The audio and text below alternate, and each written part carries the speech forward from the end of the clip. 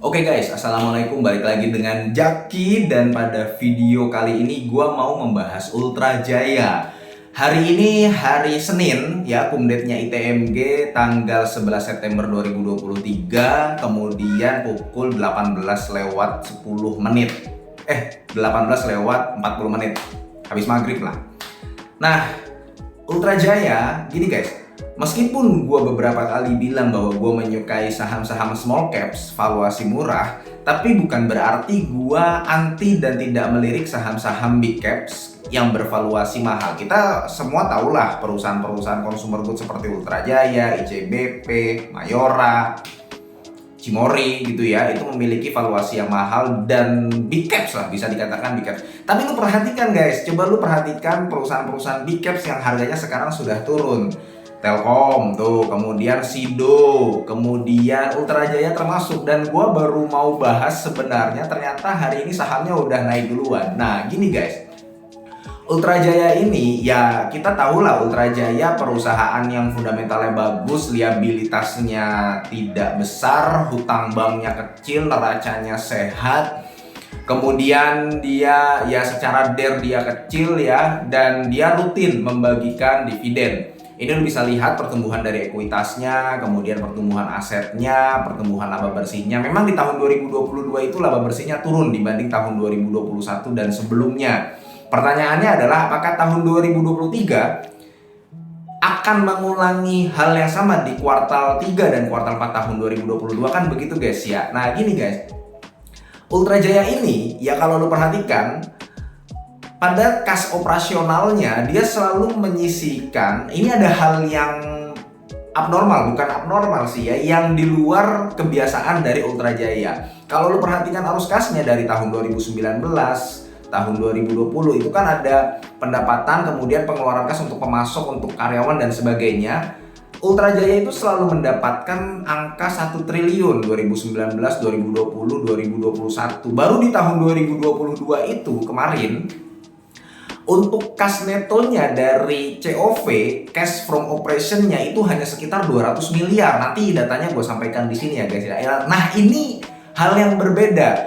Hal yang berbeda juga adalah di aset, di bagian asetnya. Dari tahun 2019, 2020 gitu ya, di aset lancarnya di bagian persediaan, itu persediaannya selalu berada di angka 1 triliun atau di angka 900 miliar. Kemudian di tahun 2022 itu persediaannya melonjak menjadi 1,6 triliun. Bahkan sampai tahun 2023 ini di laporan keuangannya persediaannya masih cukup banyak. Nah, bisa jadi waktu tahun 2022 itu kan 2022 kemarin banyak ketidakpastian ya, kemudian beritanya serem-serem, ditambah di awal tahun 2022 itu ada perang Ukraina dan Rusia.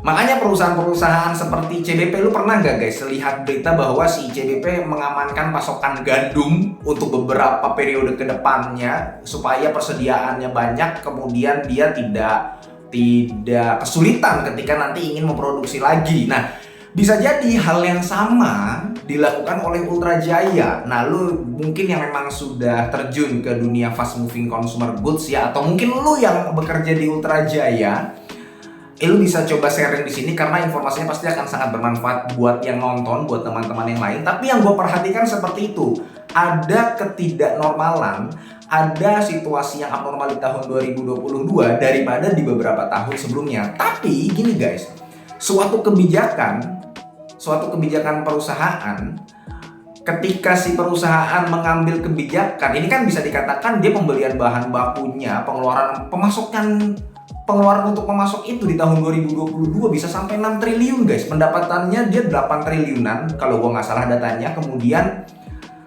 pengeluaran kas untuk pemasok itu 6 triliun sendiri. Itu gede banget sehingga kayak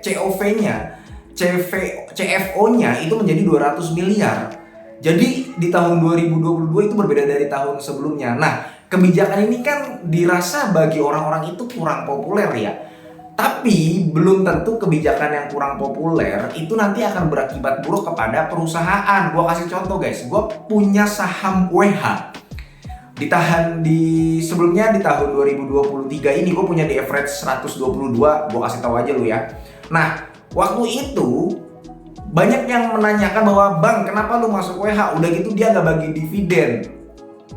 Kan bagi sebagian orang tidak membagikan dividen itu adalah hal yang mengecewakan gitu guys ya. Ternyata, tapi menurut gue begini, kalau misalkan WH setelah right issue yang mana notabene dia ingin menambah armada, komitmennya ya, rencananya dia mau menambah armada, kemudian dia belum maksimal, ternyata uangnya digunakan untuk membagi dividen juga, ya sama aja. Mendingan betul WH uangnya hasil dari right issue dimaksimalkan dulu untuk ekspansi, menambah armada, baru nanti di tahun 2024 kan ada sendiri informasi dari manajemennya dia akan membagikan dividen. Nah, kaitannya dengan Ultra Jaya bukan berarti CFO yang tadinya 1 triliun kemudian di tahun 2022 200 miliar itu akan mengakibatkan hal yang buruk gitu loh. Belum tentu seperti itu.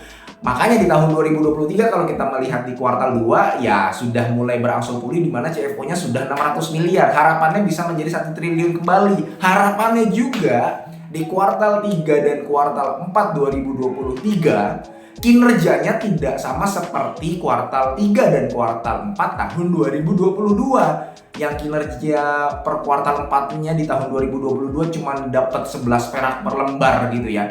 Sebaliknya, sekarang persediaan dari Ultra Jaya ini besar. Persediaannya mencapai 1,6 triliun. Nah, harapannya juga si Ultra Jaya ini pendapatannya bisa lebih meningkat. Karena kalau kita lihat di kuartal 2 2023, dia sudah mengantongi 4 triliun guys. Jadi sekali lagi guys ya, jangan khawatir dengan perusahaan sehat, manajemen bagus yang pendapatannya naik terus guys, seperti Ultra Jaya ini. Nah, makanya kalau misalkan harga sahamnya turun seperti ini, kita nggak ngomongin bottomnya di mana, kita nggak ngomongin dia cocok dibeli di harga berapa. Kalau misalkan lu melihat saham blue chip, saham yang bagus, saham yang non siklikal seperti Ultra Jaya ini, yang harganya sedang turun, di mana sebelumnya dia mencapai angka 2000 kemudian sekarang di harga 1600, malah sekarang sudah 1700. Nah, lu jangan ragu untuk membeli seperti itu guys. Mudah-mudahan video ini bermanfaat ya guys ya, dan semoga lu sehat selalu sehingga kita bisa bertemu kembali di video-video selanjutnya. Ini bukan ajakan jual atau beli. Gua akhiri, wassalamualaikum warahmatullahi wabarakatuh.